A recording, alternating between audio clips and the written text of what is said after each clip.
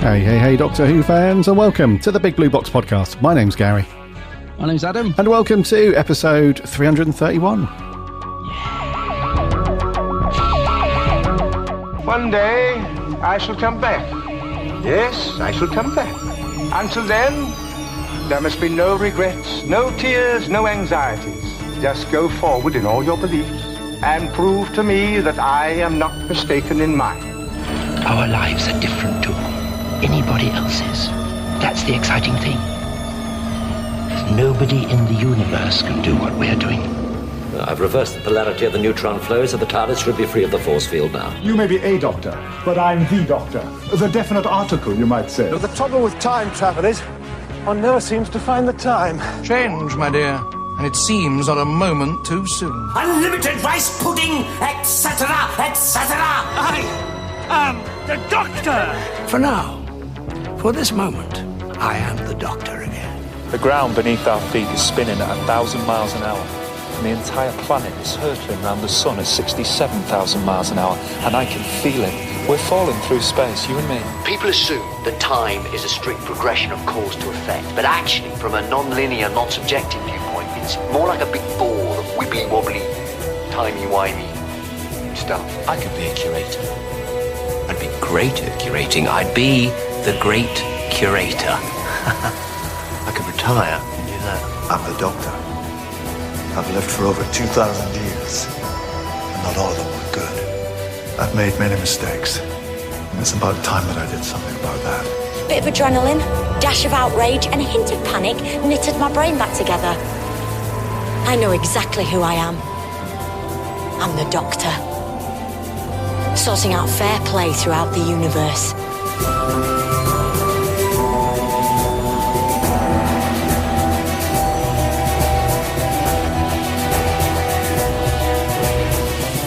Hey, Who fans, welcome back to another week. This is episode 331. I hope you're keeping well, keeping safe. I hope you've had a cracking week and that you've managed to do something Doctor Who related. Well, I bloody hope you've done something Doctor Who related. There's a new Doctor Who on the telly. Exactly. Indeedy. Do you do anything Doctor Who related? No. Not watch any new Doctor Who? No. All right then. Fair enough then. All right then. So, Ward of Sontarans, dude.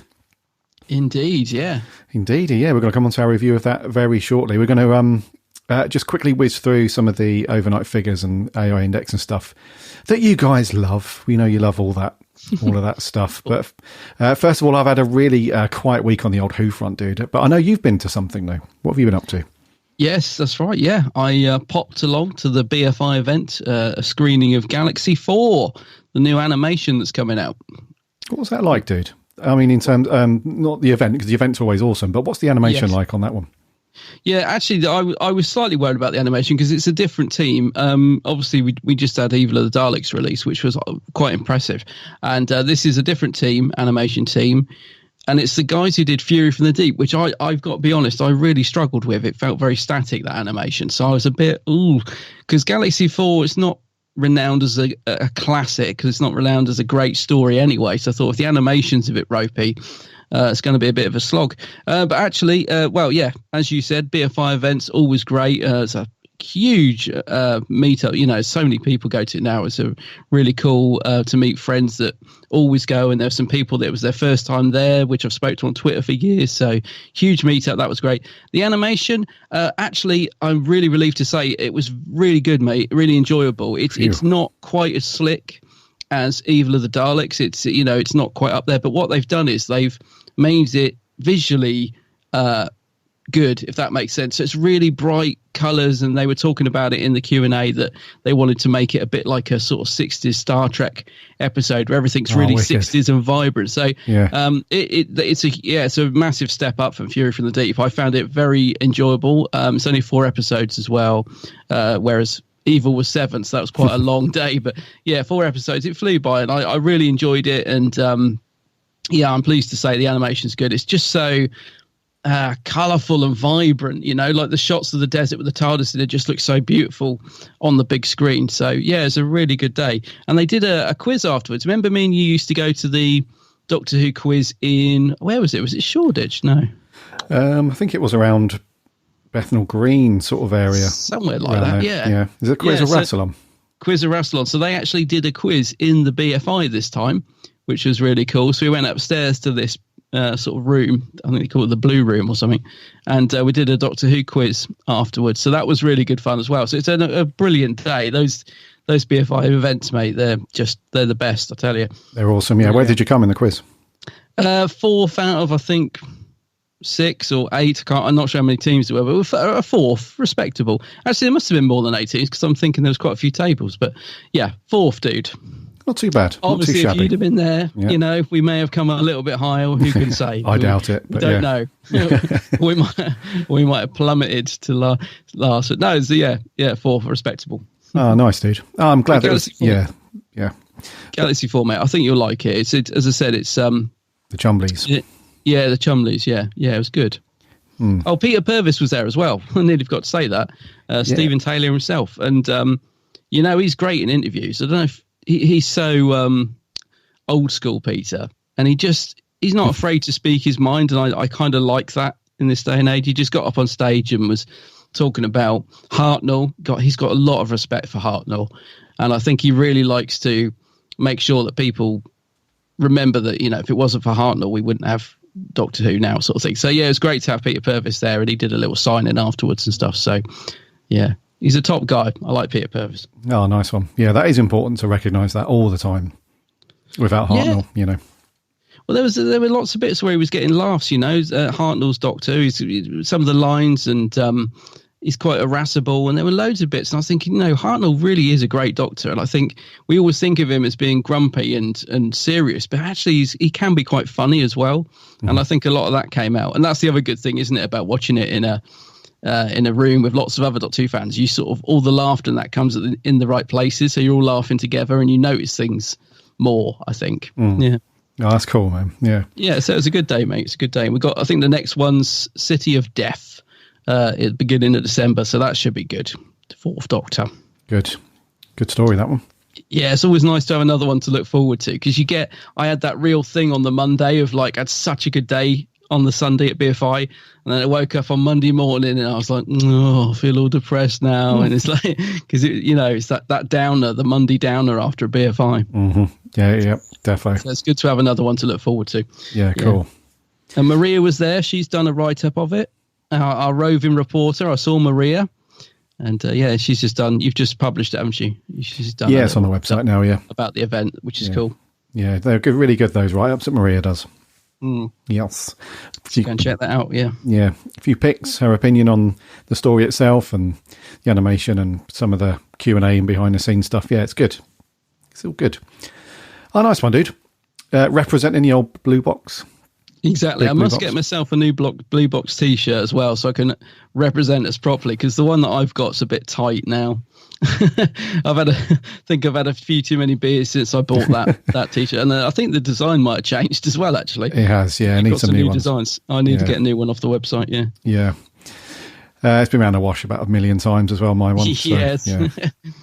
Well, that's cool, dude. The only thing I've done, I've hardly done anything. I've just started reading that book, though, The Long Game. That book that I got delivered a week before last. Yeah, so that's really good so far. Very, very cool. So, I might do a review on the website or something when that's done, but that's very good so far. Yes, I've got my eye on that book. Yes, I want that. It's just I've got so many books at the minute, I'm trying to resist buying it. Yes. And for last week then, so the War of Sontarans that landed last Sunday. Before we crack on with the rest of the show, just a very quick update on how that did. So 3.96 mil were the overnight. So it's dropped a little bit, but we knew it would, though. It always does. It always does, after the first one. So it's a drop of about 500,000 viewers from last week.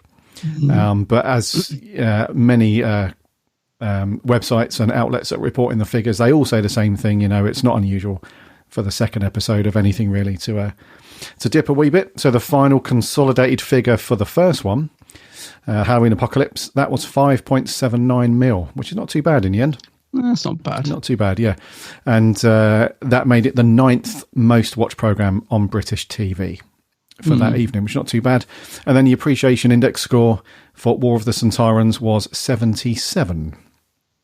77. Okay, what was Halloween Apocalypse? Well, it's only gone up by one, so he's 76. Oh, it's gone up by one. Yeah, yeah. So so still not the highest scores in the world. Still not, setting the world on fire. But we'll see how the rest of the series goes on. But that surprises me, mate. Because I jumped on Twitter after watching the app, and man, it was full of positivity, which is very unlike Twitter, isn't it? It is. Yeah. I was thinking, God, people really seem to have liked this episode. So, I was expecting... I'm not surprised about the ratings. It is a little disappointing to see it dropping under 4 mil. But, I thought the AI might have been better. But who do they ask? Who are these people? Yeah. Who are these grumpy so-and-sos they're asking for the AI figure? Yeah, they're meant to be impartial. They're not... They're supposedly, anyway, not meant to be just pure Who fans. It's meant to be... It's around... I think I mentioned this last time. It's around about 5,000 people. And they don't just rate Doctor Who. They, make them watch a bunch of programs for the week and then they rate them and stuff. So it's meant to be relatively impartial, I suppose. But I don't know. But 77, the AI index for that one. And we'll see how it goes for the rest of the series. Mm-hmm. So before we crack on with our review and whatnot, remember to follow this show, whatever podcast app you get your podcasts on, so you don't miss a show when it lands every single Friday. Head over to the website as well, www.bigblueboxpodcast.co.uk. All the eps are there to listen for free too, plus all the roundups. Like we mentioned, Maria's review of the BFI event is on the website, and we do loads of Big Finish reviews there from our writing team. Those guys are awesome, so go and check those out as well. We're on the socials too, Instagram, Twitter and Facebook. Links are on the website, and we have a free Discord server. Come and hop into there and chat plenty of Doctor Who with other Who fans. And lastly, remember to check out Adam over on YouTube, titled The Geek's Handbag. Go and do it. Get and have a look at my channel. Got a new vid will be out today if you're listening to this on Friday when the podcast comes out. And I've been slaving over this one. I tell you, it's a mega unboxing video. It's taken me. I don't think I've ever had so many edits to put together. It's I'm very pleased with it. So please go and have a look at that. Go and have a butcher's. Yeah, some great stuff on Adam's channel. He's on the socials too, under the same name, The Geek's Handbag. So come and get involved in everything. Come and get involved in the very cool community of Who fans that we have. So go and do that. Right, dude, review time. What are we on? Yeah, so it's the second part of Doctor Who Flux. And this one's called War of the Sontarans. End of the universe. Crimean War, 1855. Mary Sequel. Mrs. Sequel to you. Please tell me you're not about to engage Sontarans in battle.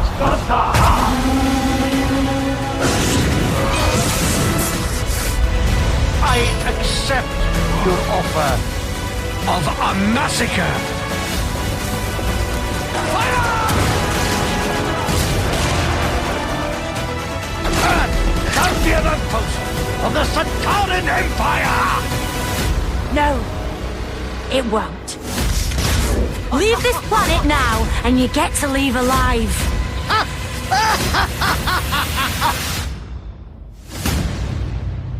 I love that Sontaran. It's just brilliant. War of the Sontarans, then. Chapter 2 of Doctor Who Flux. Doctor Who Series 13, Flux Chapter 2. These are long. This is long, isn't it? I know, yeah. So, no need to go through the first broadcast. So, as we know, it was last Sunday, the 7th of November. And it was written by the Chibs, of course, directed by Jamie Magnus Stone, and stars the new TARDIS team now. So Jodie Whittaker, Mandip Gill, and now John Bishop as Dan Lewis. And the synopsis for this one is it follows on straight away from last week, as all of these will do, because it's one big story. And the Doctor and Yaz and Dan have landed back on Earth, back in the Crimean War time, so whenever that is, the 18 or something, and the Sontarans are the main focus for the story. So they have anticipated the flux and everything, and so they've planted themselves throughout Earth's history with a bid to take over the entire planet through time. So the Doctor and Yaz have teamed up because Dan is is back on Earth with his frying pan or his wok to try and take out the Sontarans of what's happening there in the current time. So he's back right where he left off pretty much. His house is still gone and all that stuff. Yaz then gets transported over to this other place with Vinda and Swarm and Azure turn up and try and fix this rather interesting thing in this temple, which looks to be time locked. So quite weeping angel-y kind of things going on, which is kind of weird. And they will sort of coalesce towards the end with the Doctor and Dan turned up, and yeah, it leads on to a bit of a decent cliffhanger as the first one did. So, War of the Sontarans, dude. Did this do this for you? Was this a good carry on from last week, or was the momentum gone? Well, there's still a lot going on in this one there, but it definitely had more room to breathe. It was a slower paced episode for sure, and an hour long this one as well. So I think last week's was 50 minutes, so proper hour long episode. I watched this when I got in from the BFI on Sunday night because I was really desperate to watch Doctor Who. I thought, I can't wait till tomorrow. I actually left a little bit earlier specifically to get back, not in time to watch it, but in time to watch it before I went to bed. And I think I must have been a bit knackered, mate, because I was getting quite bored halfway through. I was thinking, this is quite slow, and yeah, the Sontarans invading Earth. Come on, what's going on here? And it kept chopping and changing to different things like this. The room you talked about with Swarm and that. So I liked it on the first watch, but I wasn't. I was a bit like, no, that wasn't as good as I was hoping. So I rewatched it on Tuesday, and I loved it. Absolutely loved it. I was thinking, gosh, I must have just been so tired. I think, maybe I just didn't have the, willpower to sort of watch it properly. And because it is an hour long, it does feel that little bit longer as well. And I think that's what I was feeling the first time I watched it. Is about sort of 3/4 of the way through, I kind of wanted it to wrap up, and it seemed to be dragging a little bit on a first watch. But yeah, a second watch, I really did enjoy it. I really took in the story and the performances as well. And I love the stuff that's going on. I think this is the thing that went over my head on a first watch, possibly because I'd had a few drinks. So watching it sober probably helped, because I totally didn't pick up all the stuff going on in that room. I don't know what it's called, with the thing that Swarm and Azure, that room that they're in, which I think is the tunnels that have been built. Is there some sort of tie into the tunnels that are being built?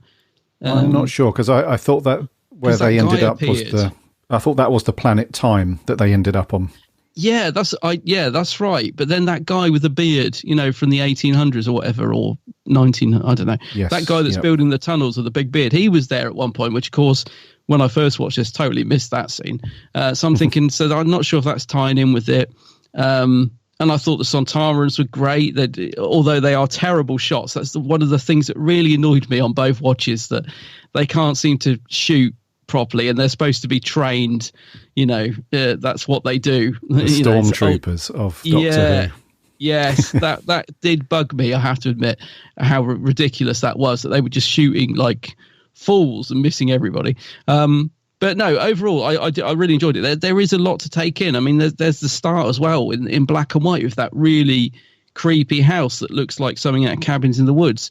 I was like, what's that? And we don't go back to that at all. So I'm really intrigued by that. Another sort of thing that Chibbers has thrown in. I mean, I can't believe how much he's got to, that he's thrown in, that he's got to explain by the end of these 6 episodes. I really hope we get some decent answers for this stuff, because it's a great build-up, I think.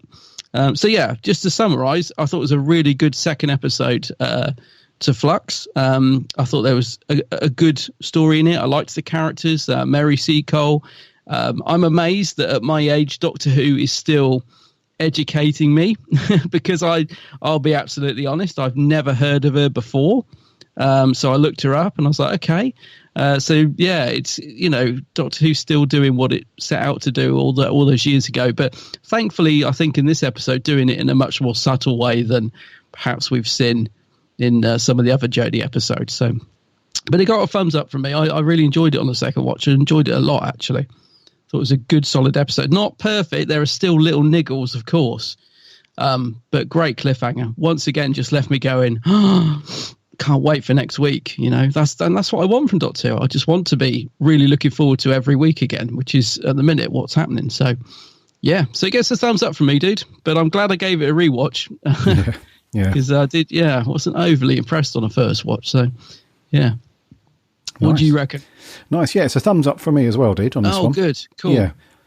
Like you said, it's not perfect, but then again, what TV show or film is perfect, If you're searching for the Grail, then that's a hard road to go down. But in terms of carrying on from next week, it does. I'm loving this whole.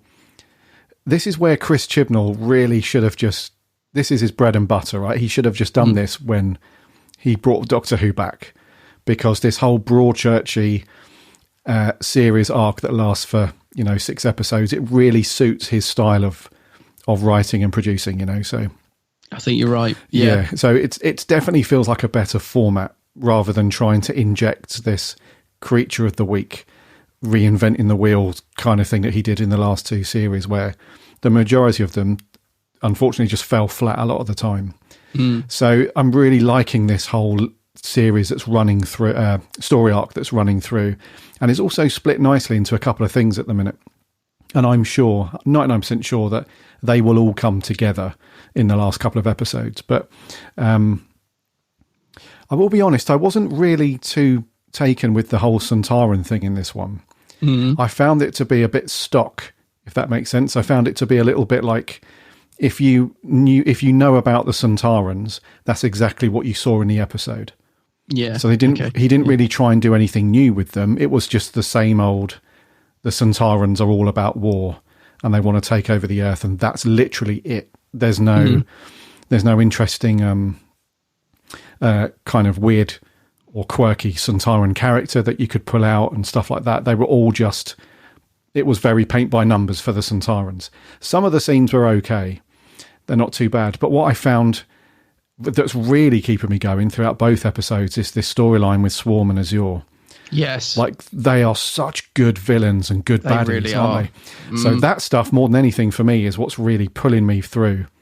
And yeah, these are not bad watches at all, these ones. It's a bit of a contrast to the last couple of series that we've had, quote unquote, we've had to review as we've gone through them. But I mean, when we were going through, I think it was especially series 12 at some point, before and after we recorded our episodes, we were like, you especially were like, dude, I'm really not sure if I can come back week after week and do this, because I'm just trashing it all the time. And it's just putting like a real negative spin on things. But fortunately, 2 episodes in, I haven't felt that way after we've recorded or before. I've not dreaded recording them, putting like a 2 or 3 out of 10 on it. So I really liked it, dude. It's really cool. And I think Dan is really shaping up to be a cool companion. I'm really liking John Bishop. And some of the scenes with him and his parents, just really cool. It's almost like he's taken a page out of RTD's book with the character stuff. He's kind of really honed in on the interactions between the side characters, because Dan's parents, they're in it for 5-6 minutes overall. Yeah. But they're so likable, and the way they've been written and stuff like that. And that really harks back to the RTD era, where you could have a character on screen just for a few minutes, but they're instantly likable and they have a decent connection with the main characters and stuff. And you know, a bit like a Clive situation, that kind of thing. So yeah, a thumbs up for me, dude. It's really cool. And Carvanista makes an appearance as well. He had one of the best, funniest one-liners I've seen in Who for ages, and that is near the end. Doctor turns up. He's like, "Oh yeah, Doctor's turned up now. All the hard work's been done." Yeah, that just had me in stitches. In fact, on the first watch, I paused it, dude, because I was laughing so hard. I had to pause it. That was such a great one-liner, and I'm really interested in that relationship as well, because he turns up to save Dan, and I thought it was going to be a case of once he had saved him, I thought it was going to be you're now back with me. Yes, I did. Yeah. But he just lets him go. He's got that. They've almost got that. I don't know if you've ever had friends in the past where there's something about them that's drawn you to them in the first place, so they're a friend, but you only like them being a friend in small doses. Yeah, they drive you mad, but you love them really. Yeah, you couldn't spend hours and hours in their company, but if you bump into them now and then and have a 5-minute chat, then it's like that. So I feel like that kind of relationship is developing with those two, which is cool. So yes, and mostly positive, dude. I just wasn't too hung up on the whole Sontaran thing, but that wasn't terrible. It was just really expected and predictable, that side of things. But cool. I would agree with that to a bit. I mean, I love the general, commander, Skark, the main guy. I just think he's brilliant. When he was having the face-off with the Doctor at the end and he's just laughing and he just revels in all the destruction and all that. I really love that, and I love the way that the actor's playing it. Dan, mate, is absolutely knocking it out of the park. I absolutely love Dan. And do you know what? John Bishop is giving a really great performance. He's managed to get that balance between playing it straight and comedy absolutely perfect. There's a bit in it where he saw 4 people being gunned down by the Sontarans, and his face, mate, was just filled with understated horror. It was just the look on his face, and I thought, man, John Bishop's really surprised me in how good his acting is. You know what I mean? I thought he'd be good. I thought he would deliver the comedy well, but he's actually a good actor, a bit like Bradley Walsh was with Graham. He's just got that natural sort of rhythm to his acting with him. So he's almost stealing the show again, a bit like Graham did in Series 11. Dan's almost stealing the show, but thankfully there are so many other good things going on at the minute that's not happening. So whereas Graham was clearly the best character in quite a lot of the episodes from Series 11, not 12, because he was, shoved at the back, but Series 11, Graham really stood out, didn't he, and kind of outshone everybody on screen. Dan is giving that level of performance, but thankfully there's still loads of other good stuff going on, and the performances on the whole from the rest of the cast are really good as well. So Swarm and Azure, those guys are brilliant. Not just the look and the the characters themselves, but the actors playing them are delivering a very what would you call it? Just a brilliant performance. They've managed to get that level between not being pantomime villain, but really creepy. It's just I just absolutely love those guys, and every time they're on screen, I'm like, I mean, what a cliffhanger! I love it when you get a villain where you just think they're absolutely in control, and how are we going to defeat these guys? Because when they were Vinda was trying to shoot them, and they're just laughing at him and go on, keep firing. And he's just bouncing around the room, and she's laughing, and she destroys that funny lantern thing that keeps floating around, and she revels in the fact that she's got the power to do that. They are really brilliant villains, and that's something that's really been missing from the Chibnall era. And so, I'm loving those guys. And as I said, just the performances from the cast have really upped their game, I think, in this series so far as well. So I do agree with you a bit about Sontarans, mate. It's although I really like them in it, mainly because I just liked the performances. I mean, I thought who was the character that Dan Starkey was playing? I found that quite Flid. Don't know how you say his name. Yeah. So he was in the hospital, wasn't he, in the beginning? That was quite a surprise, and I was a bit sad when he got shot. I was like, oh no, Skark is so harsh, But yeah, because I think of the performances, although I agree with what you're saying, it was a bit by numbers. And it did annoy me how easily they were defeated. I think that's the other thing. On the first watch, I was like, oh God, well, that was... On the second watch, I was like, they were defeated way too easy. They kind of just get up and go. But I think what made that scene was General Logan, when he sets fire to the gunpowder and blows them all up, and the Doctor goes mad. I thought, okay, that's added another element to it, because they were just about to go off in a huff, which seemed really weak. So the fact he then did that added something to it. Yeah, that reminded me of... do you remember the Christmas Invasion, where at the end, when Harriet Jones blows up the Sycorax as they... And the Doctor's furious. And he's furious about that. Yeah, it had shades of that to me, which is very cool. I knew it reminded me of something. I couldn't place it in my head. Yes, of course. That's exactly the scene I'm trying to think of. Yeah, that was cool, that bit, actually, yeah. And the bit with Slid in, he's the guy that's in Mary Seacole's makeshift hospital thing. That was the only part of the Sontaran things that I thought was quite cool. But because, here's the thing though, because they kind of shot themselves in the feet a little bit with this, because whenever Dan Starkey plays a Sontaran, you just think of Strax. You can't think of anything else, you know? Yeah. I don't know, that's kind of the point. They're a clone army and stuff, and, you know, they all look and sound like that. I get it, but I'm just waiting for the humour more than anything.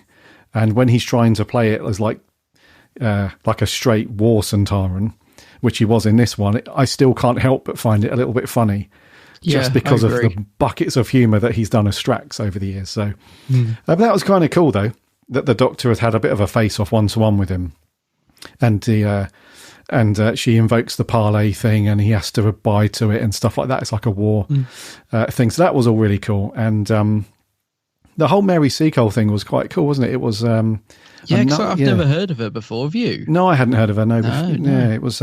It's another one of those things where it doesn't have to be a full-blown historical like Rose or anything like that. But even in the midst of this made-up rubbish of science fiction, they can still implant this weird, just straight up real character from history. It's pretty amazing, really. And the woman playing her was quite cool as well. Who was that? Sarah Powell. Yeah, she was very cool. And and I like the team up as well with her and the Doctor. You know, when they go off and they do a bit of a recon on the Sontaran camp, and the Doctor has to lean on her quite heavily. She's like, "You're not going to be tired or anything because you need to be up all night. I need you to make notes and everything." And fair play, she does it. At the end, she's got a notebook and the Doctor's impressed and stuff. And yeah, that was very cool. I love it when the Doctor teamed up with somebody that's not the companion, because you instantly get shades of, could they travel with the Doctor? Could they be a cool companion? It's really cool. So yeah, I really like the Mary Seacole character. It was a good contrast to all of the stuff that was going on, which was loosely based on history. So the whole Crimean War thing, which initially was based on the British against the Russians. So it was kind of based loosely on that, but didn't have to do much, really. You just swap out the Russians for the Sontarans and away you go. So it wasn't too bad. So it was nice that we had an actual person from history to sort of contrast the lunacy that was going on. She fitted in quite well. I felt on the first watch she was a little bit wasted. I thought she didn't do much, but then again on the second watch, I think I appreciated the character more. It was a nice performance from Sarah Powell as well, and it gave a nice fresh dynamic to the Doctor, didn't it, as well? I think that's the thing, when you get the Doctor separated from the companions, it gives a whole fresh new take on the the dynamic. So yeah, I thought she worked very well actually with the Doctor. I wish she'd been given a little bit more to do, but there was enough. You kind of got what her character was about, and enough to sort of learn a little bit more about the person that was Mary Seacole. And she worked well, I think, with the Doctor, and it made it more exciting. The fact that scene where Dan and Yaz disappeared, I was like, what's going on? Like, what's happening? It's exciting when we get stuff like that. And again, I think these sort of things have been missing a bit from the other series, whereas the episodes have just kind of plodded along. This one seems to be throwing in surprises left, right, and centre, and we're really moving around to different locations quickly. So it's keeping me really sort of invested in what's going on. How did you feel about the resolution to the brilliant cliffhanger from last week, though? Because again, on a first watch, I was a bit disappointed in that. I thought we were going to get a couple of flashbacks to how they were thrown out the TARDIS or something, because it was kind of all just summed up in a throwaway line of, we must have been thrown out or something. So wasn't bothered so much on the second watch, but the first time I was a bit like, is that it? Like, you got that massive build up to the end of the universe, and then suddenly they're just on the ground and everything's okay. But yeah, I found it a little bit of a slight resolution to the cliffhanger. I didn't mind it, dude. I didn't mind it just because it didn't need to dwell on it. Yeah, it didn't have to carry the baggage from the last one, if that makes sense. Because sometimes it does that when you carry over. It's like, okay. Because like cliffhangers in general, they should set up the next episode, which is that one did, to be fair. It didn't carry over too much, but I found it really interesting, that the opening, so, at the beginning when we see them just on the ground sort of thing, there's that really cool, almost horror story-esque kind of vision that the Doctor has, that big floating. I loved that. Yeah. just run down house that's sort of floating around. And yeah, I mean, I was like, bloody hell, what's this about? People, I haven't read it, but there's this famous Doctor Who book called Lungbarrow. Lungbarrow, yeah. I've never read it. I've heard of it.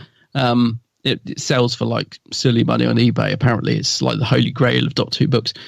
People are saying it's that, but because I haven't read the book and I don't really know anything about it, that doesn't really mean anything to me. But people are like, "OMG, it's the house from Lungbarrow. Oh my god, look at it!" So I don't know if it is that. I think there's going to be a lot of fans that are going to love it because that book is so highly regarded or whatever. But I don't know. It doesn't mean anything to me. All I can say is it looked brilliant and I was intrigued by what the heck is this? And I'm really looking forward to when we go back to that house to find out what's going on. Yeah, because the illustration, I think, for that book with that house, it does look like that, falling apart, everything, and it's floating up in the cloud sort of thing. Yeah. So you can see why people have try and put two and two together. But I'm really intrigued by that stuff, though. Really intrigued because it's just another little nugget of stuff to look into, which is aside from the main story plot, which is the Sontaran thing. So along with the Flux, along with Swarm and Azure, we've also got this thing now happening with the Doctor and these visions that she's having, which is really cool. So it's something else. And you could argue that it was another busy episode with too much going on, but I don't think I would necessarily agree. I've seen quite a few people say that there's still a lot going on, but I think it all just, fingers crossed. I think that's just all going to lead up to a really cool, payout at the end, hopefully.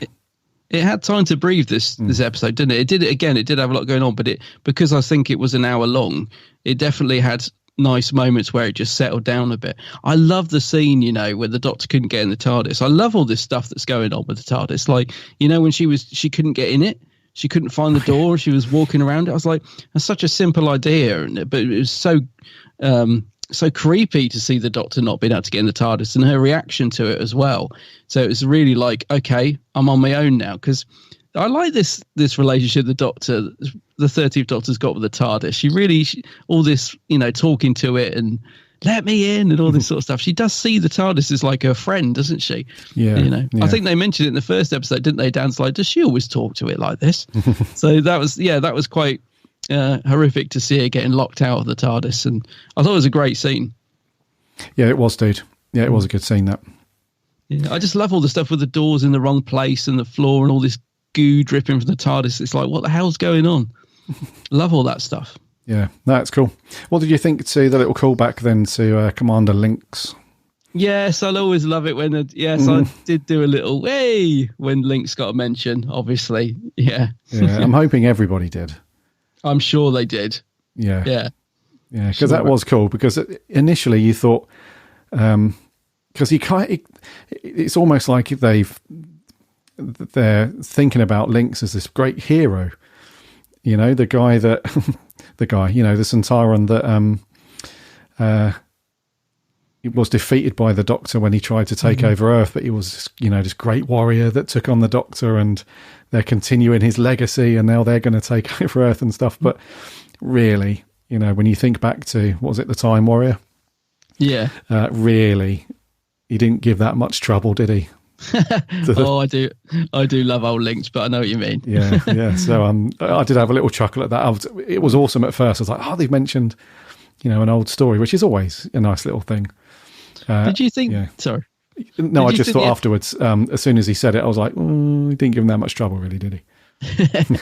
This in Lynx. I was going to say, did the episode feel long to you? Or did you think, did you notice the extra 10 minutes, or did you think it needed it, or do you think they could have easily cut a few bits out and brought it to the usual 50, or did it feel any bits of it where you felt like it was dragging? I did. Yeah, I could feel it. Yeah, and I think they could have cut it down to 50. I think easily. I think so. Yeah. There was a lot of. I think a lot of the stuff when Dan was creeping around the Sontaran base. I was going to say that. I think that's when, on the first watch, when I was tired, that's when I was starting to think, come on, guys, wrap it up now.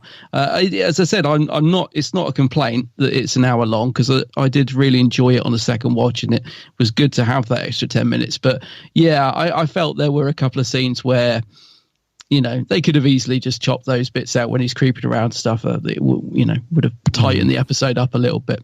Yeah, I mean, it was good to have that because we did get a couple of scenes that were very cool. The one that you mentioned when he sees them shooting the prisoners and stuff, and his face, like you said, was like he was horrified by what he was seeing. Yeah. But then the rest of it, really, it was just like, James Bond creeping around, infiltrating the base sort of thing. But I'm glad they didn't cut the bits with him and Carvanista. So when Carvanista turns up, and the banter between those two is so good and so funny. It is good, yeah. And that scene as well, where the doctor's talking to Dan, on the screens and stuff. Yeah. All of that stuff was really funny. That was brilliant. Really good, yeah. And and the way that the Carvanista turns up and saves the day, sort of thing for Dan. But also those scenes earlier, like I mentioned, with him and Dan's parents, they were really cool. So again, that was like a throwback to whatever RTD episode where I think it might have been Stolen Earth, where everybody's imprisoned by the Daleks, but there's a couple of people that are sort of a bit rogue and out on the streets and taking them on, sort of thing. It was that was Dan's parents. They weren't scared. They weren't confined to their homes. They just were out there with their frying pans and, it's a bit of Donna Noble vibes as well, like Bosch and like that funny little.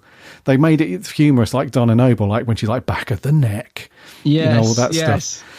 Yeah, so it's almost. You know what it feels like, dude? In between series 12 and this one, Chibbers has phoned up Russell and said, "Look, dude, you've got to help me out. I need some help with this, mate. I like what I'm doing, but there's a portion of Who fandom that's just not feeling it. What can I do?" And he's like, "Well, work on your characters, throw a few classic vibes in there, and just get your interactions down, and you'll be safe." So it's almost like he's had a phone call with him and sorted that stuff out to a degree. Yeah. Do you know, it's like you said earlier, it's almost a shame that Chris didn't do this sort of thing earlier, because I think imagine if Series 11 had been like this, we would be in such a different place now. Because I think Series 11 just, for lots of reasons, the audience fell off. Like a lot of hardcore fans, they were there at the beginning because everyone, if you think back to Women Who Fell to Earth, got such high viewing figures. It's not like people were like, "Oh, it's a female Doctor now, I'm never watching it again." Yeah, there were people like that, but the viewing figures for that first episode were really high because people tuned in, and as the series went on, it just dropped and dropped and dropped. And I think there's quite a few reasons for that. But imagine if we'd have got this, or even if we got this in Series 12, because for me, as I said, there's definitely been a turnaround. I've seen people that had almost given up, like, "I'll never watch a Doctor again, I'll give it one more chance," are now loving this series. And they'll say, a bit like us, they'll just be honest and say, "Yeah, haven't enjoyed the Chris Chibnall era, but I'm loving this new series so far." I've seen so many people say that. I'm back on board. This is really good stuff. Why couldn't we have got this sooner? So somewhere along the line, hats off to Chibnall, and let's give him credit. He's obviously plotted stuff out, thought about things, what he wants to do, and the thing that I think is most improved with this series, and we're only 2 episodes in, I don't want to get carried away, but for me it's the characters, mate. We're the whole, like you said, Dan and his parents are instantly likable. You got Carvanista, nearly said it wrong again, Carvanista, who's a fun character who delivers the lines well. You've got Dan, who's just brilliant, obviously. Dan and his parents already said that, sorry. You've got great villains like Swarm and Azure. It's just characters that are really, really good and interesting and fun. And I think that's what's really making these stories, because there is a lot going on in terms of storyline. It's all over the shop, But these characters are really holding it all together and making it a really fun watch, I think. Yeah, dude. No, I totally agree. And that's the core thing, isn't it? And that's probably why the RTD era is so popular and so well liked, because you can wrap it up in whatever you like. You can set it in history, the future, spacey stuff, historical stuff. It doesn't matter. If you nail the characters, then that stuff just falls into place and, is the wrapper for the story itself. So when you have a good cast and it's well written, it doesn't matter how you frame it to a degree. I totally agree. And he has stepped up his game. We have got to give him credit. So, I mean, even Vinda, who's a character who, to me, is probably the weakest so far in terms of the new characters, I still find him more likable and relatable than, say, Ryan, who was in 2 series, who just was like a plank of wood from most. Sorry, that sounds really harsh, but in a lot of the episodes we said at the time, he just stood in the background, didn't even know the camera was rolling half the time.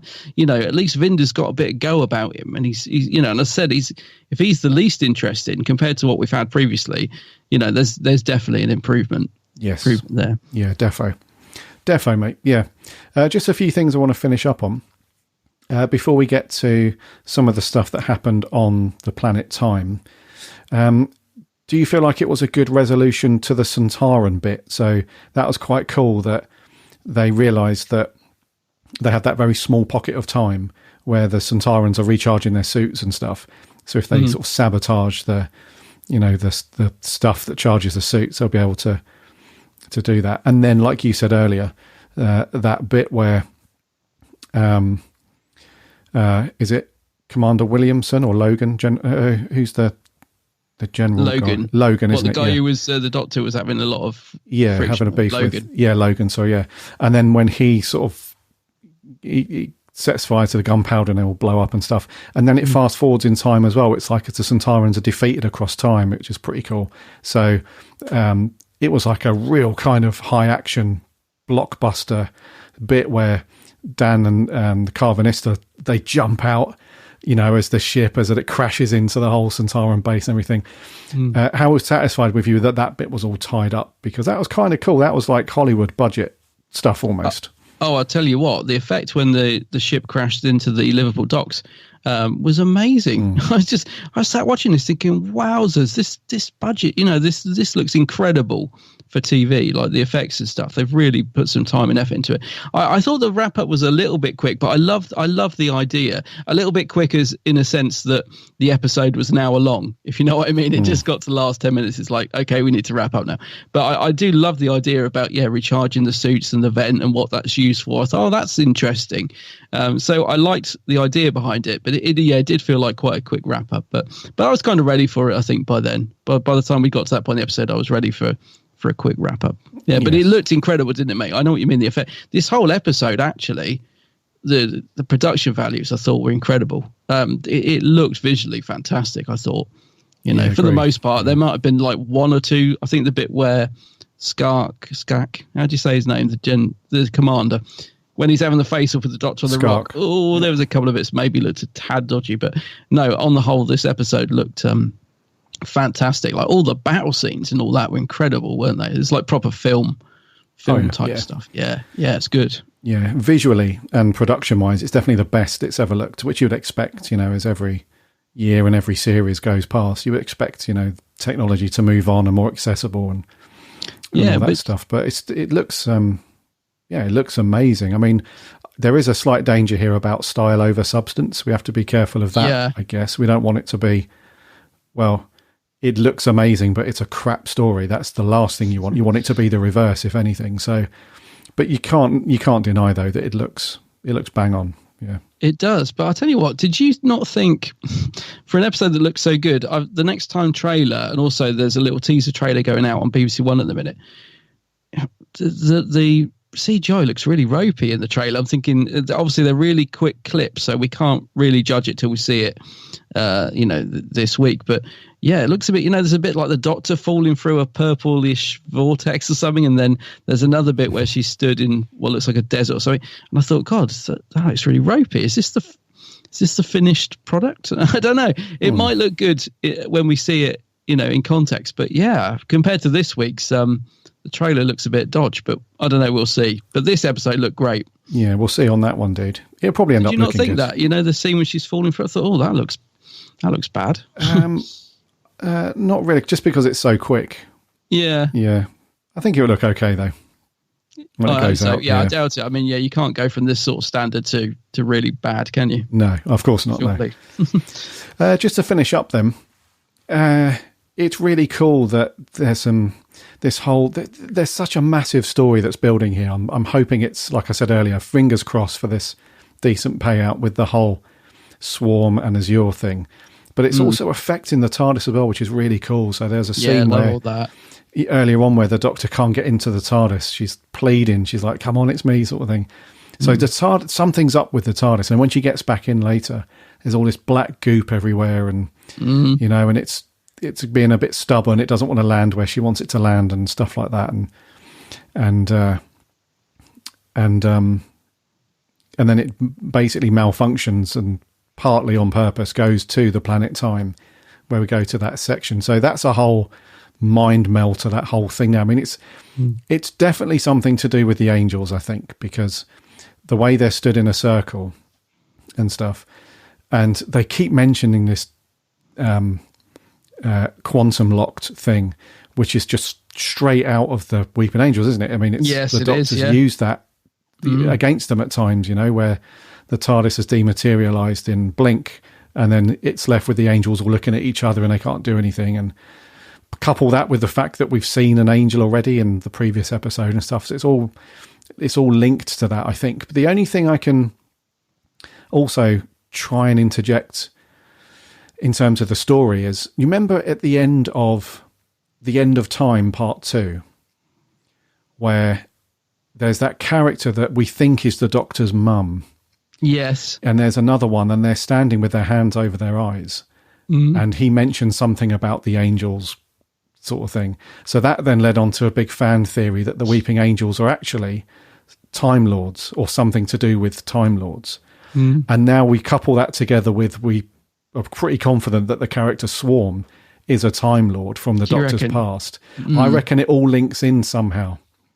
It all links into the Time Lords and the Weeping Angels, and one has, over millennia, has transferred into the other one, or something has happened to them. And maybe it's a timeless child thing as well. I don't know, but it's just got a link in somewhere, isn't it? But that whole thing is freaking fascinating, dude. Did you think afterwards, like, what are they going to do with this? How? Yeah. The main thing is, who is Swarm? That's the main thing. I'm loving those guys. I'm absolutely loving Swarm and Azure, and they brought in this new guy as well, Passenger. Who's he?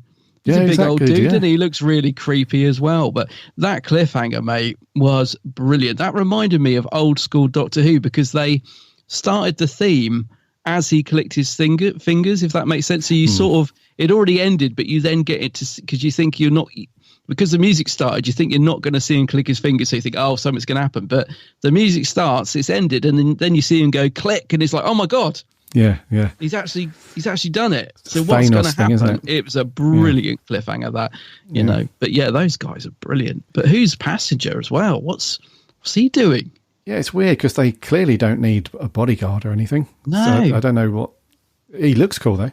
He does, yeah. Does cool. All three of those guys look cool. Yeah. So Sam Spruill, who plays Swarm, and Roshenda Sandal, those two.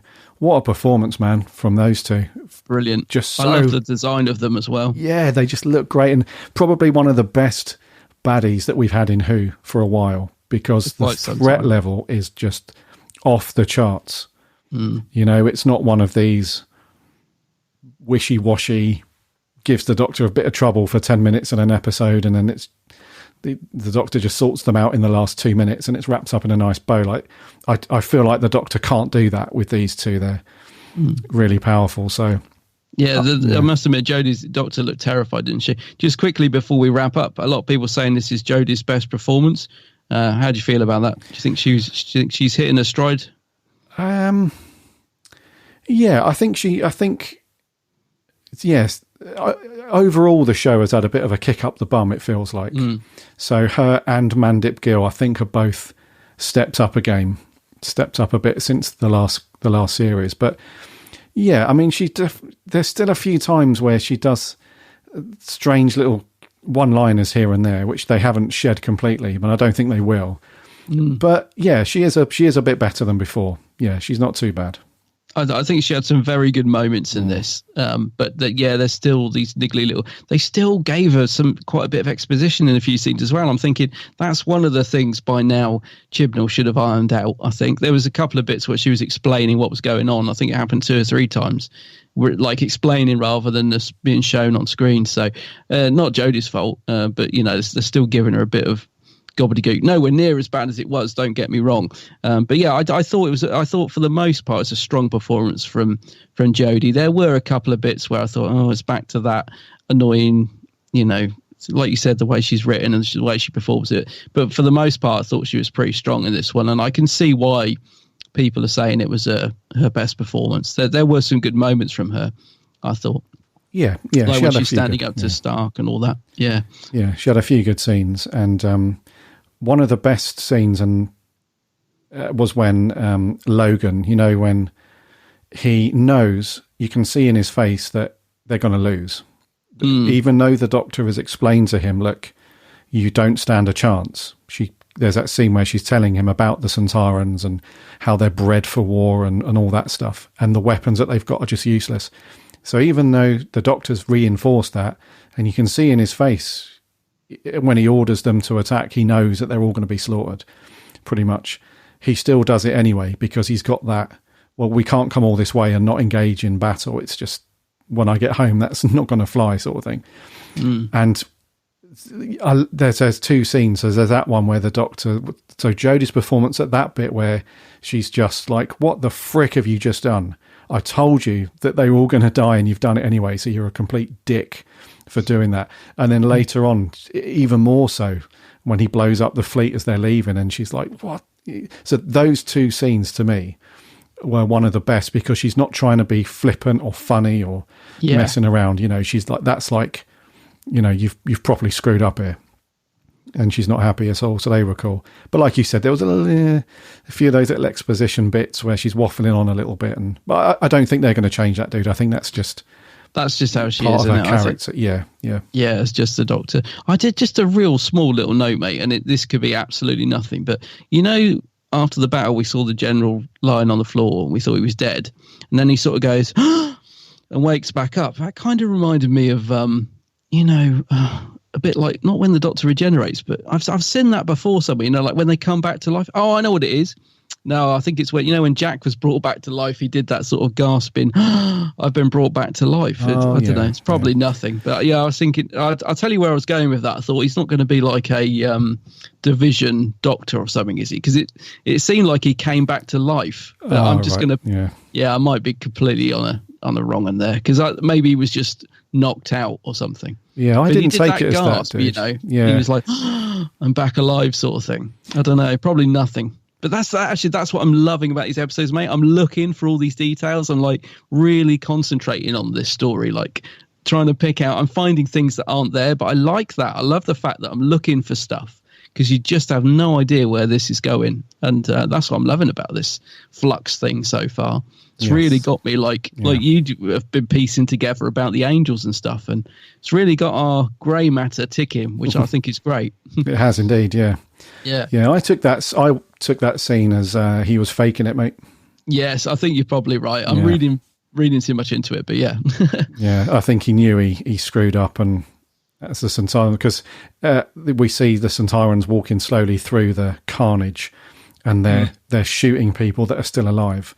Yeah. So I think he's faking it so he can just escape and be a bit of a coward, which he clearly is. So yeah. I don't think we'll see him again, dude. I think that was a one and done. Not. Yep. Yeah. Okay. Anything else you want to mention, bud, before we get on to scores? No, I don't think so. I've just written down WWTDD. What would the Doctor do? Which I thought was kind of a nice thing, a bit cheesy, but kind of a nice thing that Yaz has got written on her hand. But no, I think, and the music, I think, is the only last thing to talk about. I thought Segan giving us some good thumping music. It was a bit intrusive at times. That's more down to the mix, though. There were a couple of scenes where I couldn't hear what the actors were saying very clearly. Like I had to, you know, if I wanted to know, I'd have to rewind it and listen carefully. Mm-hmm. But I thought the music was pretty decent. Some good themes going on with the Sontarans and stuff. Yeah. The music's definitely, Segan's definitely been briefed on this one to say, look, we need a bit more action and a bit more oomph.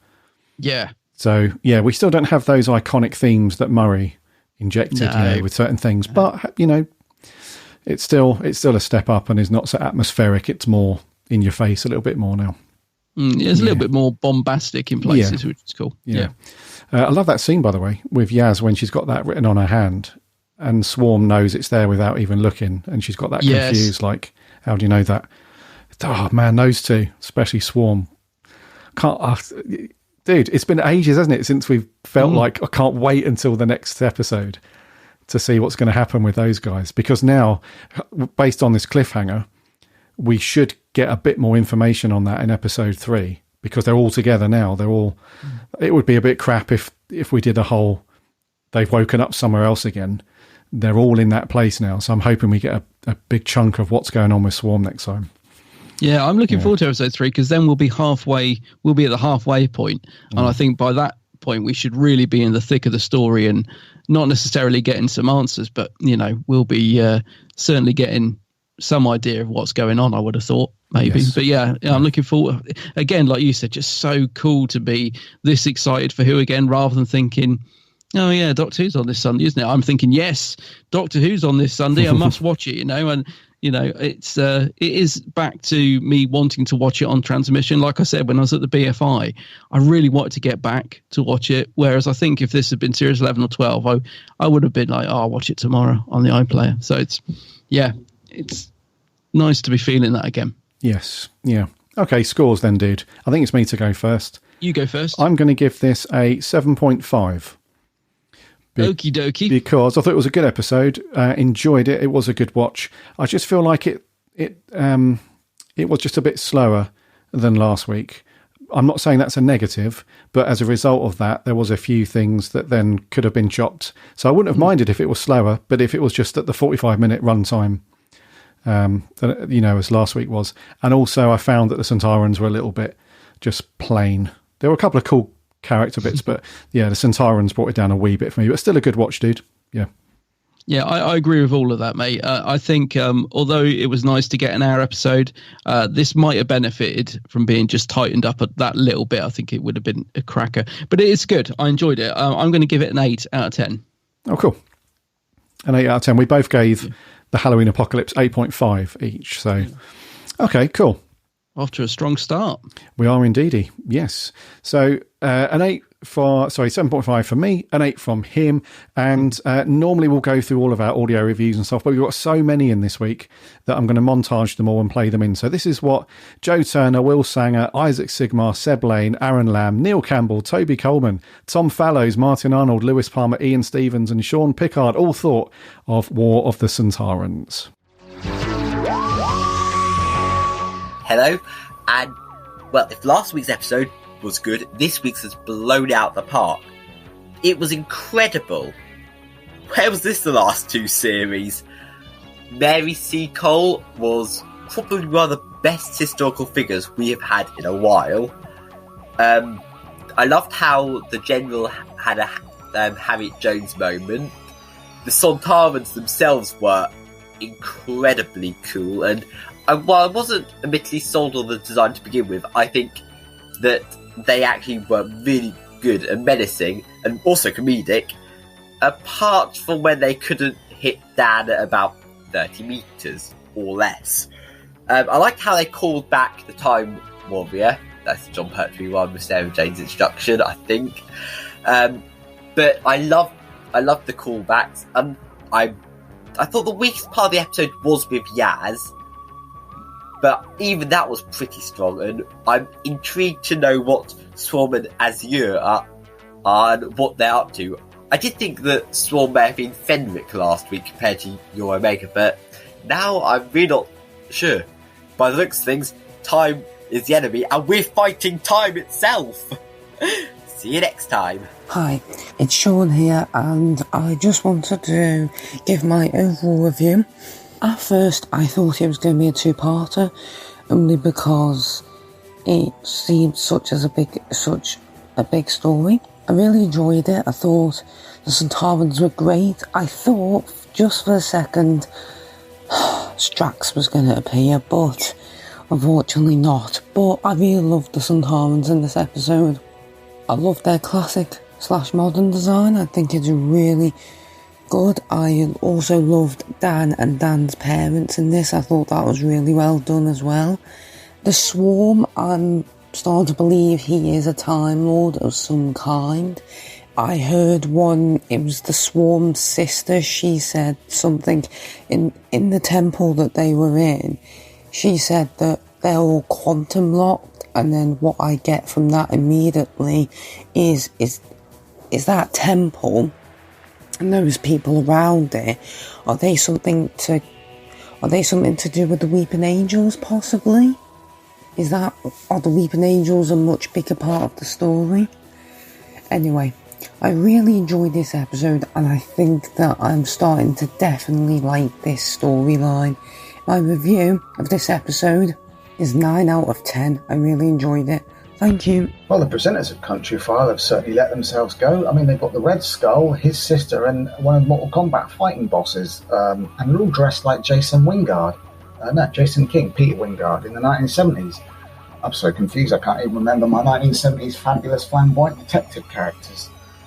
It's an okay episode. Like last week, it's okay, but it's not grabbing me. I mean, this Flux thing, it's just more stuff that promises a resolution, and because we've been so let down by these stories with these resolutions, I'm not feeling it. I'm not feeling it. I enjoy it for what it is. The Sontarans are great, even if that ending was rushed. Scat was good, lumpy as ever. Don't know how he managed to sit on a horse without crushing the poor beggar, but that's the least of the show's problems. It's okay.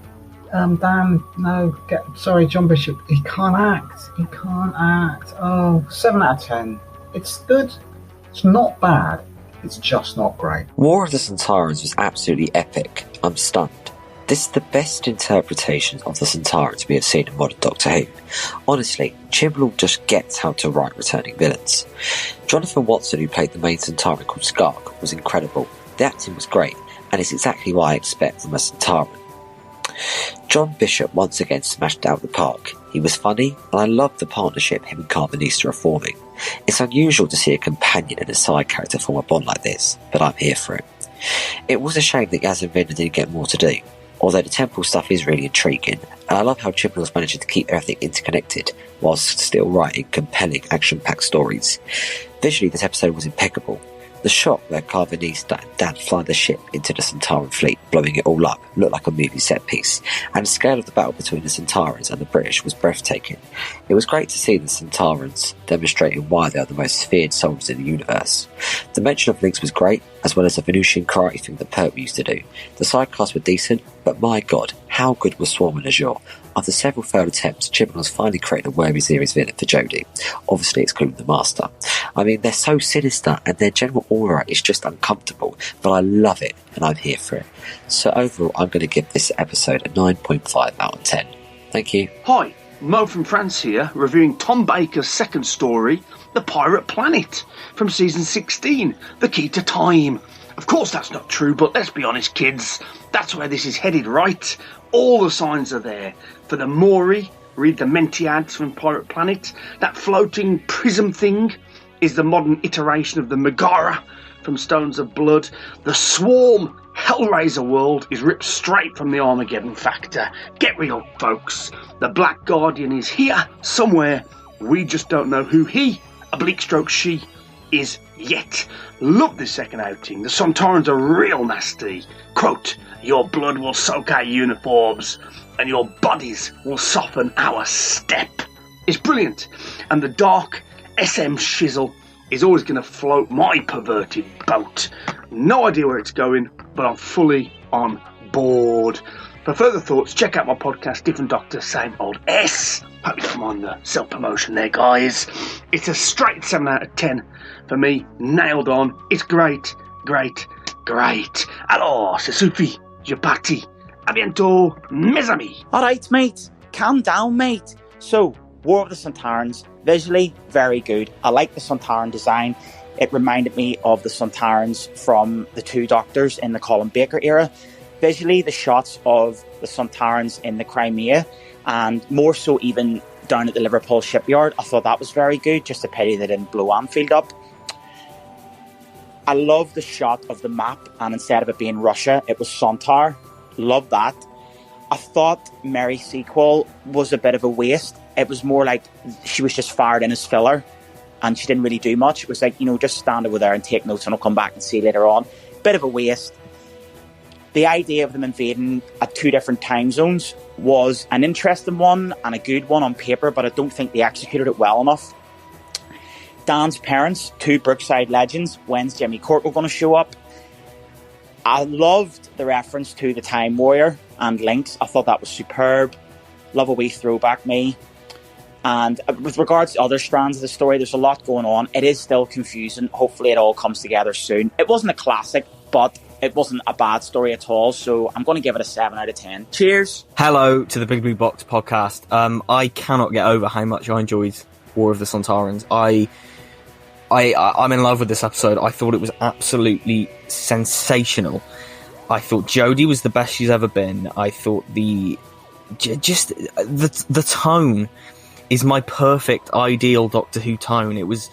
It knew how ridiculous it was, because it was ridiculous and stupid and absurd, and Doctor Who is absurd, but it also had the threat. It never once took you out of it, because there was you were invested in the characters, you were invested in the story, but we'd also have lines like, I don't understand anything that's happening, which I love. It just tonally, it was just perfection. I thought Jodie was the best she's ever been.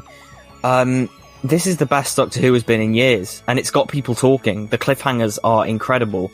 The fact that the production team pulled this off during COVID, you wouldn't know. Absolutely fantastic production. Everything about this worked. That perfect mix of drama and humour and camp value. You know, this is a show where someone can defeat the monster by whacking them over the head with a wok, you know. I cannot wait week after week. I really like Series 11. Not so keen on 12, but I really like 11. But, you know, this just knocks spots off both of them so far, this series. Flux is killing it. Absolutely loved it. See you next time, guys. Hello, Darren Adams. So, War of the Sontarans. It was definitely a step up from part 1, I think. I was a bit harsh last week, giving Halloween Apocalypse a 5 out of 10, but I enjoyed this one. I think the highlight of the episode were definitely the Sontarans.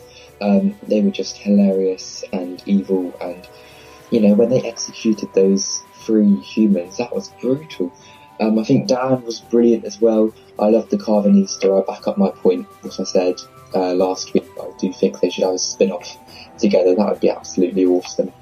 I think the scenes of Yaz were okay, but not some of the best in the episode. Swarm and Azure, is it? They were quite good. Jodie was alright, still a bit. There were scenes where she was just doing exposition, and it kind of was a bit annoying, really.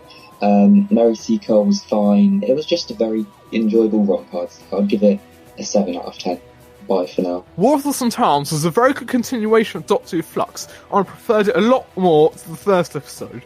I think it's easily the best the Sontarans have been in a modern run of the series. They are merciless and cruel, and the best they've been on TV since the Sontaran experiment. I think it's one of Jodie Whittaker's best performances, although she still did suffer from too much exposition, and Dan was great. The new villain trio are very creepy, although the plotline with Yaz and Vinda felt like it left a little impression on me, and the talking lamp things felt very silly. The story had genuine stakes though. Chris Chibnall really should have taken this approach from the very start. I'm going to hold off an overall rating until I've seen all 6 episodes, but it's looking very promising. Hello, Bill Box team. Talk about the war on the Sontarans. This episode I thought was pretty good. I really like the Sontarans in this episode. It's really surprising that we've got a Sontaran episode from so long. I feel it's been since 2008 that we last had a Sontaran episode, and this is pretty good. I like that they're kind of manipulating the flux for their own end. Jodie Whittaker was very strong in this, really going toe to toe with both the General and the Sontaran General, showing that she can hold her ground and be, you know, even though she's vulnerable in this episode, can be quite strong and, you know, take charge. I love Dan infiltrating the Sontarans dockyard in Liverpool in the alternative timeline. But that was really good. It really reminded me of the Journey's End with Wilf. I thought it was really good. I'm not too sure about the Maury. I'll have to wait and see about that. But yeah, up to now, I'm kind of like, are they going to reveal where the Doctor comes from a bit too soon? I'd rather that kind of built over the season. But yeah, okay episode. I give this a 3.5 out of 5. Hey guys, hope you're both keeping well. I've really enjoyed these last 2 episodes, especially Chapter 1. I went back and rewatched series 11 and 12 prior to Flux.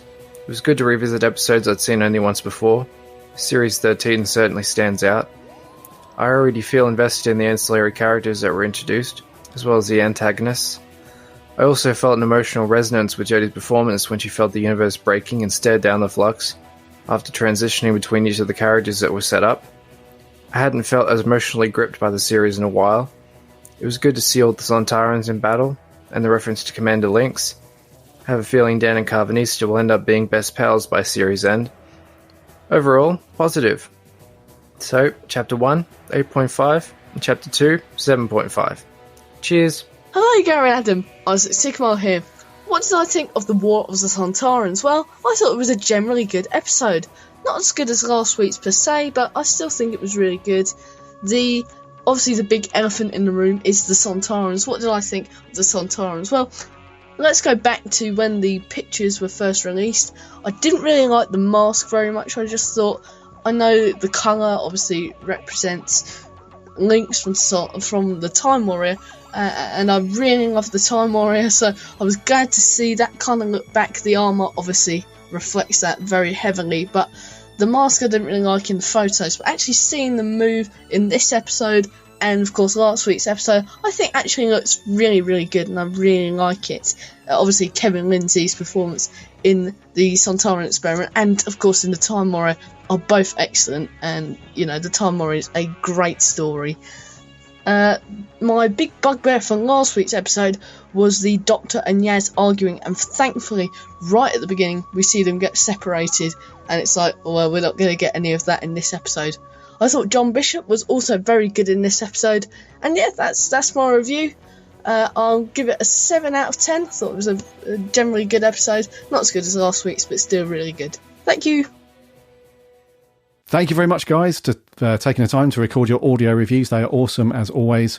We're going to move on to the socials as usual, because we had a few, but I can rattle through those. So Nick H says, I can't fault the SFX and general production design, etc., but the Sontarans are a bit rubbish, are they not? Worst shots since the Stormtroopers. Also, the tactics of the British soldiers not accurate. Anyway, 8 out of 10. Not a bad score. Oh, an 8. Okay. Yeah, the Courier of Who says, a solid second episode, was a little slower. In my view, is what episode 1 needed. Sontarans were superb, but for me again, Dan was the main event. Jodie is going up a level, it seems, every episode. Really exciting stuff. Solid 8.5. Cool. Our writer Jordan Shortman says, absolutely brilliant. The Sontarans were excellent, frightening and funny in equal measure. Dan was excellent here too, running around with his wok. Jodie was on fire, was on fine form, and Swarm... Jodie was on fire. She was on fire. Jodie was on fine form, and Swarm and Azure were deliciously sinister. This series is shaping up to be Jodie's best. Yes. Dan Johnson says, amazing. My only qualm is it never had any time to breathe. It would have worked within the new format, but a two-parter could have explored the premise a bit more. Okay. Neil, Brighter Moon, one of our long-time listeners, says, likely my favourite episode of Jodie's run. It reminded me of the Tennant era, with timey-wimey aliens in eras past, but then mixed with relatable Dan and his family fighting Sontarans in Liverpool docks. So much better than last week, with great pacing. Jodie was ace, 8.5 out of 10. And he also posted a potato picture with a face on it, which I assume is a Sontaran. Thank you very much, Neil. Chippy T says, Broadchurch structure in Who. Main story and everything else revolves around it. Standard but brilliant Chibnall storytelling. Jodie is brilliant as the Doctor, the sci-fi fizzing with ideas, the action relentless. First time for ages Twitter hasn't been filled with hate. 9 out of 10. That's a good point, Chippy T. And what a time, eh? Because it's crap, isn't it, dude? It's awful when a new episode goes out and then Twitter's just this toxic mess of... Yeah, everyone hating on everything. Yeah. So it's good. Yeah, it's very good. Doctor Who Home says, I desperately want to rewatch it. I've seen only praise, but for me it felt like a step back, more in line with a Series 12 episode. The main thing I can say is, yes, I like the story. Sontarans were great. The dialogue just lets it down. It takes me out. Still a 6.5 or a 7. Fair enough. Fair enough, dude. And lastly on Twitter, Sarah Louise, the running Whovian, says, wow, it's like watching a completely different era. Jodie plays a convincing Doctor, the storyline is electric, and a good balance of intrigue, fear and comedy. I mean, look at that wok. The entire cast delivered well, and it was good to see faces from years gone by. Brookie in brackets, so a 9 out of 10. 9 out of 10, okay. Yeah. where Sarah says Brookie, for people not aware, I think she means Brookside. So probably some cast members from Brookside, which is a TV sitcom drama thing that was on. No, not a sitcom, like a, you know what I mean. Yeah. Soap. A soap, yes. And over on Facebook, Kylie Walker says, loved it, felt like RTD era Who. Jeff Waddle says, certainly the best the Sontarans have been since the 70s. And what an absolute belter of an episode. Not much could be improved on. 9 or 10 walks out of 10, shaping up to be a brilliant season, and Jodie is rocking it. Wow. Nice one, Jeff. Jeff is normally quite hard on the old... Can be critical. Can be, he? yeah. So good to see Jeff liking this one. Our writer Harry says Sontarans were banging but underused. Swarm and Azure are the best original villains in a long time. Not as good as last week, but not awful. A 6 out of 10. Sweet. Aaron Ball says very good. Sontarans were great. The best TV storyline in a while, with them better than the Series 4 one. Jodie is much better. Yaz was underused, but it's all set up. Very pleased with what we had. 8.5 out of 10. Chib stepped up his game since Series 11. Yes. Chloe Anderson says 10 out of 10 purely for the line, and also I wanted to ride a horse. Yeah, I liked that bit. A few people didn't, but I liked that line. Yeah. And lastly, Charlie Turner says better than what I was expecting it to turn out to be like, and although it was only 2 episodes at this point, it's possible this is my favourite chapter of the story so far, as the pace is slower. I just hope it turns out to be all good from here on, but I am not personally getting my hopes up just yet. Nice to see Dan Starkey back though, and the Scooby-Doo reference was funny. Yes. Actually, I forgot to mention that scene. That was another really nice moment from Dan as well, where the Doctor's like, you can come with me if you want. The way he played it, again, just so understatedly lovely. He's like, thought about it a little bit. It's like, yeah, I think I would, Lovely seeing that. Yeah, it was good, wasn't it? Yeah. John Bishop, yeah, he's having a belter so far. He really is. Yeah. Righty-o then, dude. So thank you very much to all of our reviewers, the guys who sent in the audio clips and the socials. It's awesome to see and to listen to what you guys think of the episode. So next week, buds, what we got? So next week it's called Once Upon Time. Once Upon Time. Yes. Yes, I am saying that right. Yeah. You are, yeah. So we now know that the time thing is actually a physical thing. It's a planet that they're on, and we'll see how that transpires. So we saw Cybermen, didn't we, in the trailer? We did, yeah. Yeah. It's all kicking off, dude. It is. It's going mad. So far we've had Weeping Angels, Sontarans, now we're getting Cybermen. It's all good stuff. So I think we'll wrap there, dude, for episode 331. Alrighty.